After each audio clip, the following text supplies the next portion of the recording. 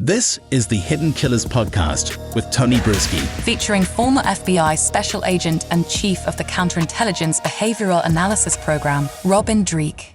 James Crumbley having his time in court. He is the father of Ethan Crumbley. His wife, Jennifer Crumbley, already convicted on the 4 counts of involuntary manslaughter, and she's going to be getting her sentencing very, very soon. But they're different people. Husband, wife, 2 different roles in the life of their son, who executed his classmates at Oxford High School several years back. Joining me to discuss this new trial, Robin Dreeke, retired FBI special agent. What do you think is going to happen here? Are we going to see a carbon copy of what happened with Jennifer Crumbley, or is this going to be a very different approach, considering what we saw and how it ended for Jennifer? You know, boy, this is, as we've been talking about, Tony, this is such a tough case. I think at the onset, we might see a lot of similarities and parallels, but as you so eloquently just said, he is a different person, and his involvement in his son's life, I think, is what's really going to take center stage. And that's what, we're going to go where the evidence goes on this one. I mean, it's hard not to imagine him having it turn out like his wife's case, just because, if you're co-parenting, and that's why I think the real trial here will be, was it co-parenting? Were they equally involved in a son's life? Are they equally culpable for his behavior and knowledgeable about it? And I think that's what's going to be really showcased. Well, I think some of the question is, were they co-parenting equally, or should they have been co-parenting equally? And at the end of the day, does it really matter to a jury? More so of the were they or should they have been? Yeah, and I agree. Should they be locked up for that keyword you were saying, should have done this, should have been co-parenting? Well, there's a lot of people out there that aren't, and yet they're not being thrown away in jail for the rest of their lives.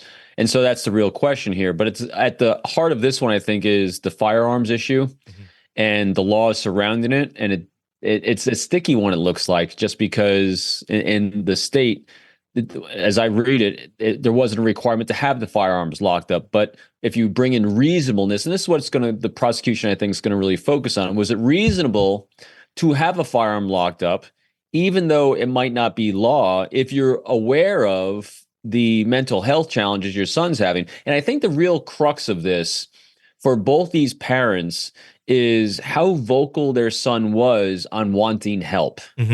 And they have those text messages, they have that narrative on him. And that was, we talk about our behavior arcs. The son's behavior arc was he was seeking help. And reasonable people say he should have got it, or at least been knowledgeable. The parents should have been knowledgeable and locked up, or at least not even purchased the firearm. I think that's the big crux of it. You're exactly right. Is this a reasonable expectation of a parent? Because we look at the mental health aspect of it, and many of us are fairly well versed in it, and we can say, oh gosh, if someone came to me with these sort of problems, I would say, yes, let's get you some help. Others may have grown up with a different narrative, or have a different narrative in their life as adults, never really had a reason to be engrossed in that, or have had been touched by mental health problems where they would know the direction to even go. It's very stigmatized still in many communities, with many people, with many families. Lack of education on the topic, a big thing. So you have to take a look at it and go, is it reasonable for them to have understood that because of what their son was saying, that he needed some mental health help?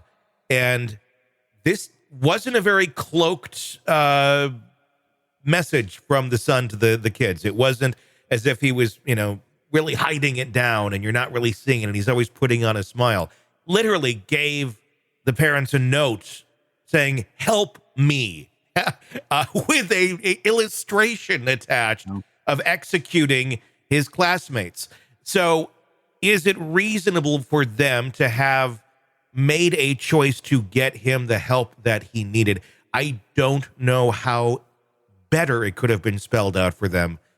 Even if you have no education in that world and you don't know much about mental health or therapies or anything like that, or counseling, to realize maybe I should go in that direction. I agree. I mean, as you're even describing it again, as every time we read this case, this is one of the most tragic cases I think we're going to cover. Yeah. Because everything failed. And it was, and so the path of destruction was all children, from him literally screaming for help. I mean, when have we ever seen that in a case? Sure. Where someone was so self-aware enough to know, I need help. Please, please, please help. I mean, literally sounding like he's pleading for it, not getting it, and then killing all these kids. Yeah. It doesn't get more tragic than that. No, it doesn't. I mean, anything that any therapist will ever tell any parent, especially when going through some sort of trauma, is going to be do what is best for the kids. Be there for the kids. Put the kids before you. Now, I understand that they were in a tough situation. It sounds like James Crumbley had recently lost his job. He was very depressed, and rightfully so. That's a human emotion. People can be there, but it sounds like he was really trying to make ends meet as best as he could. Maybe wasn't as present as he wanted to be, doing the DoorDash, I believe, and out quite a bit. But that's the thing. You need to be there for your kids and put them first. Yes, monetarily, you need to provide. You need to keep a roof over their head, feed them. But sometimes it's something I think that a lot of parents will miss and realize that, the kids still do come first. You may want to have that extra time doing this or that. And I don't know what else he was doing extracurricular wise, James, but you have to be there for those kids emotionally, mentally. Otherwise, yes, you end up sometimes with kids like this that feel so disconnected from life, that feel so disconnected from family and any sort of support system. And if there's a mental illness underlying there, you get an Ethan Crumbley. Yeah. And that's why, the school system, the teachers, I mean, it's hard to think that this wasn't the only screaming he was doing for help. It was just to his parents. And so I think there's a lot here. And this is one of those cases that's hindsight's not 2020, or there was red flags we missed. Oh, no. They were there. This was screaming for help. And that's why I think that's also why, we were talking on previous episodes, is this setting a bad precedence for parents being accountable for actions of their children? This is, I think, from what we've seen from other cases, this is a little bit more extreme and a little bit more in your face. These weren't red flags being missed. This was a scream for help. That was ignored for whatever exasperating situations there might have been in personal life with finances or whatever it is, their own mental health issues. But it's hard not to help hold people accountable when someone is screaming, I'm going to do really, really bad things and I have a problem and I need help. Want to listen ad-free? Want advanced access to all of our interviews before anyone else? Become a True Crime Today Premium Plus subscriber on Apple Podcasts. You get every episode commercial-free. So you can binge on true crime until you can binge no more. Search True Crime Today Premium Plus on Apple Podcasts now, or go to our podcast page and sign up now. More of the Hidden Killers podcast next.